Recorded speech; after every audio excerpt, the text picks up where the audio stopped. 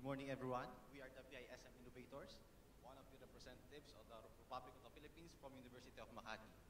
Today, we are here to present our case study about leveraging on e-commerce solutions for an integrated port billing and gate operation system. I am Harold Luigi Wong, and my co-presenters are Mr. Josh Kenneth Guño and Ms. Ira Victoria Singson.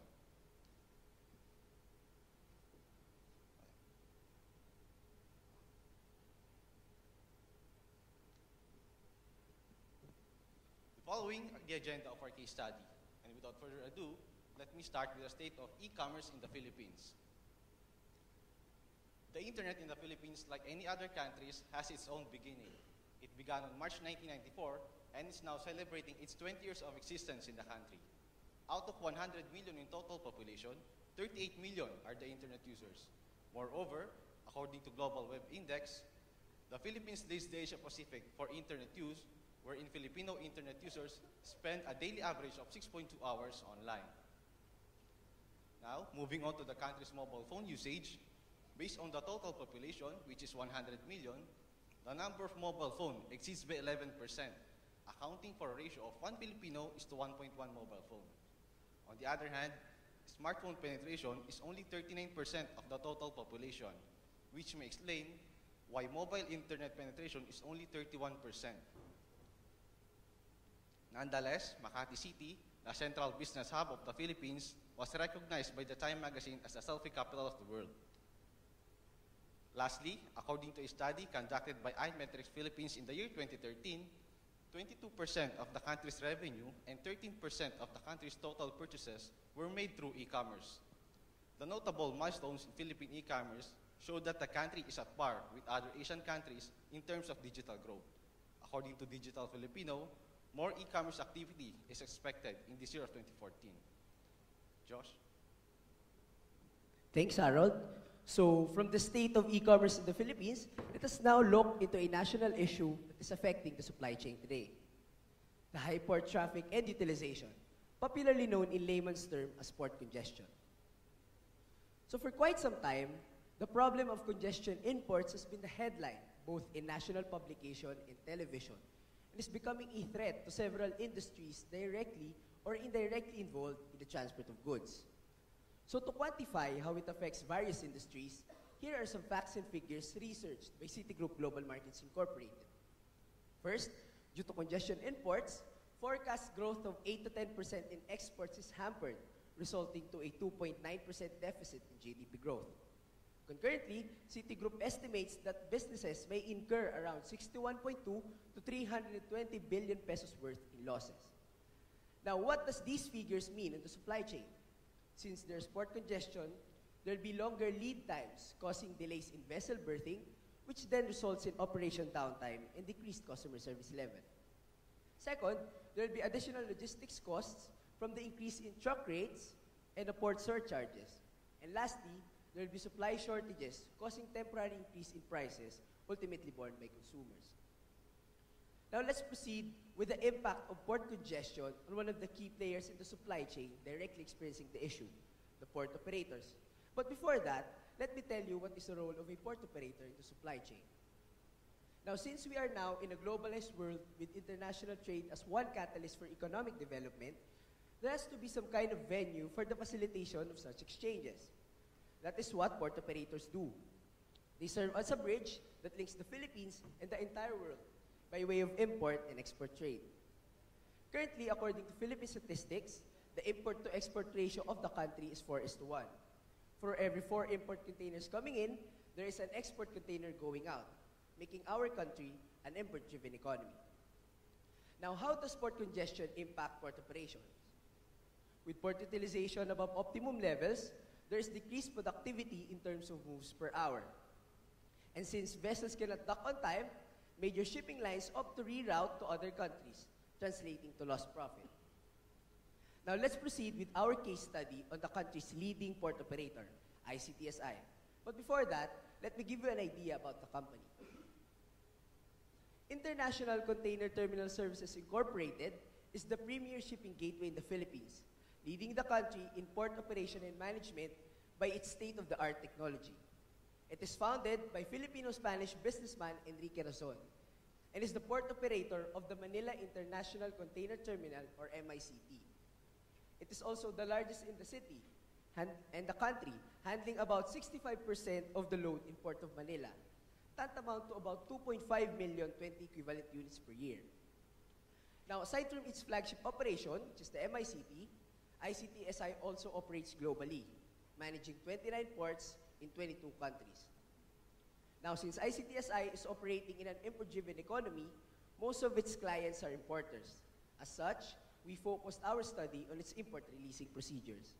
Now, here's the current process. Step 1, the broker pays port charges at ICTSI billing office. Second step, the broker secures the gate pass from the billing office and then hands the gate pass to the trucker at the holding area. After which, the truck proceeds to the gate and scans the gate pass to finally pick up the container from its location and exit. Now, the inefficiencies that we see in this process are, first, there's an average 2 hours of processing time due to brokers queuing at the billing office. At the same time, truckers have to wait until brokers' processing is complete, creating a need for a holding area of about 4 hectares. Second, there is still a need to physically transfer the gate pass from the broker to the trucker, which consumes an average of 30 minutes. And lastly, come peak hours of gate pass releasing, trucks tend to queue at the central gate, causing road traffic, which can last for an average of 4 hours and extend beyond port boundaries, which affect the riding public in general. So in the succeeding slides, we shall be presenting a proposal which we deem can be helpful in mitigating port congestion. Ira? Thank you, Josh. Now that we understand the challenges imposed by the port congestion to the supply chain, I will be presenting to you our proposal on how ICTSI can help in contributing to the alleviation of this problem. Well, despite of its obvious negative impacts, the group was able to identify an opportunity to leverage on the current situation and the company's existing systems through a process innovation using e-commerce. First, let me discuss their existing systems. On the front end, they have the MICT iBox. It is a web-based system application where customers can check container information, book their export containers, and view their port billing statements. This is accessible to the importers, the brokers, and the shipping lines. Now, on the back end is the gate operating system. It manages all gate transactions at the port. It validates the gate pass with the terminal operating system and pushes container information and location to the trucker by printing out the truck instruction document. Port gates are equipped with biometric fingerprint scanners and optical character recognition devices to identify the truck and the driver at the gate for security purposes. Now, our process innovation is to integrate both of these existing systems to make transactions in between faster and more convenient for our customers. And this process innovation is what we call the truck appointment system. So, what is this truck appointment system? Well, it is again a web-based system for the customers of ICTSI that will allow payment of port charges online using any credit card or debit card. It will also let them schedule their pickup of containers and make use of the driver's identification and the truck's plate number as the gate pass. To better understand this, let me explain the process once the system is implemented. Okay, step 1. The broker schedules the pickup and pays the port charges through the MICT iBox.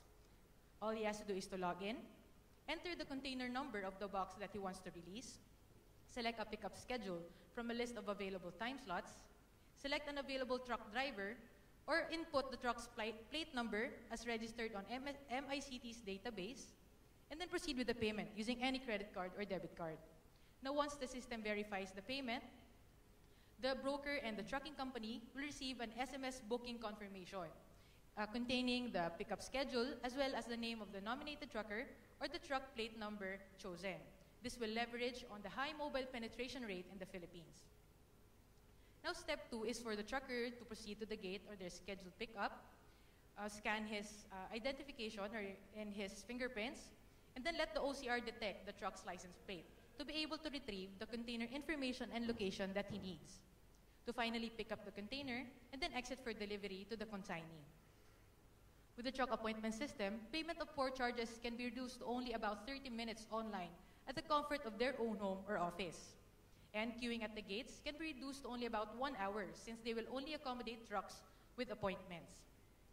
And in this new process, we will not be using a paper gate pass anymore.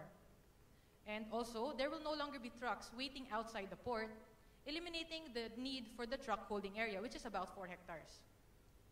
Now, let's compare the current process to our proposed process. As you can see, with the truck appointment system, we will be able to reduce this end of import releasing by about 5 hours by eliminating the non-value, queuing, and waiting by the trucker and the broker at the port area. Now, how will this system benefit port operations and the supply chain in general? Well, for port operators such as ICTSI, it will allow better yard planning. They can now stack their containers in the yard based on their pickup schedule for easier access later on. Second, which is more specific for ICTSI, this will give them an additional capacity of about 4,000 TEUs from the conversion of the truck holding area to a more valuable 4-hectare stacking yard. And last, it will help optimize operations by dispersing peak hour traffic to carefully allotted time slots and maximizing the 24/7 operations at the port, increasing their productivity and throughput by at least 20%.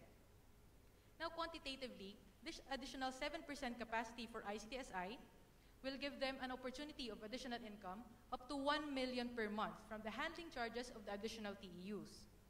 Meanwhile, for trucking companies, the scheduling plus the increase in productivity at the port will give them an opportunity for more truck trips and increase their revenue by about 2,250 per month.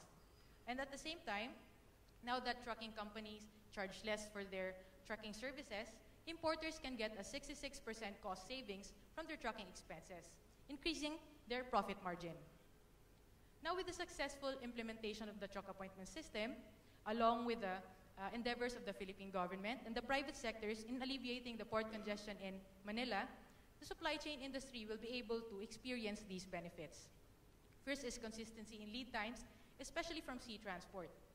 Second is cost savings, which will lead to better profitability. Third is process efficiency in import releasing. And fourth is supply continuity for operations. Now, all of these benefits ultimately translate to better customer service for the supply chain industry. Now, to summarize, these are our innovation highlights as discussed earlier, born from the implementation of the truck appointment system, which can then bring about these notable impacts. A reduction of 5 hours in waiting time for brokers and truckers at the port, an opportunity for additional capacity and income of up to 1 million per month for ICTSI, additional monthly revenues and more truck trips for trucking companies, 66% cost savings for the importers from their trucking expenses, and of course, environmental sustainability from the reduction of truck traffic in and around the port, as well as the elimination of the paper gate pass. Now, all of these are made possible by the wonders of electronic commerce. So in the future, if ICTSI is successful in implementing this in their Manila port, they may choose to roll this out in their worldwide operations, creating a bigger impact in the global supply chain. Moreover, having ports in the Philippines, Brunei, and Indonesia, this kind of innovation can help our countries prepare for the ASEAN Integration 2015, which aims for economic community between the 10 Southeast Asian countries, which includes Singapore. So to end, we believe that these technological advancements can bring about challenges and threats to the supply chain. However, we believe that the opportunities we get from these innovations are far greater than these obstacles. And as the team PISM E-nnovators, we are actually looking forward to the challenge. Thank you and good morning.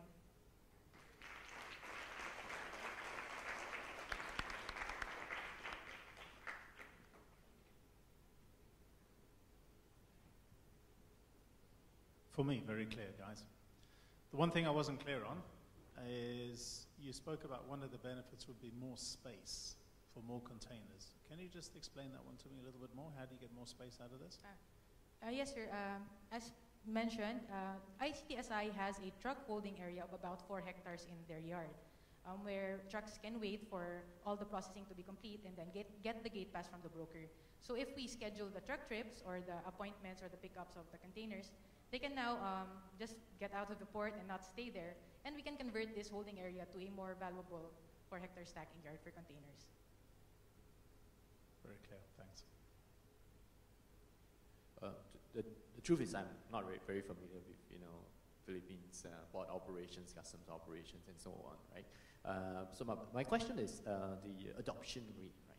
So, you know, in your proposal, you're talking about the brokers adopting this program, paying with electronic means, and also, you know, drivers have to submit biometrics and all that. So do you think adoption rate would be a challenge to this, you know, brokerage services community and drivers and so on? For the adoption rate, sir, right? Brokers are already very inclined with automation or with online processing, because our Bureau of Customs already implemented a lodging of online entries and all of that for the bill of lading. Anyway, so implementing this kind of innovation will not be much of a challenge for the broker side. And also for truckers, they are already familiar with the biometrics and the OCR and the port gates. So this kind of implementation will only take as much as orienting them of the new process, as well as other regulations going about in the port area.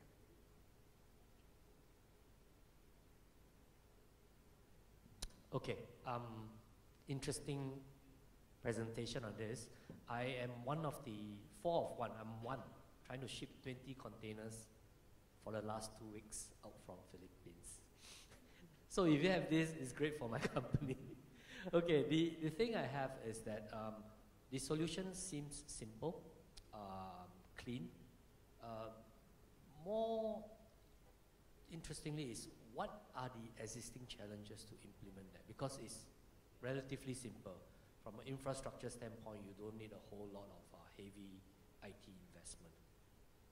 So what's holding this whole thing back?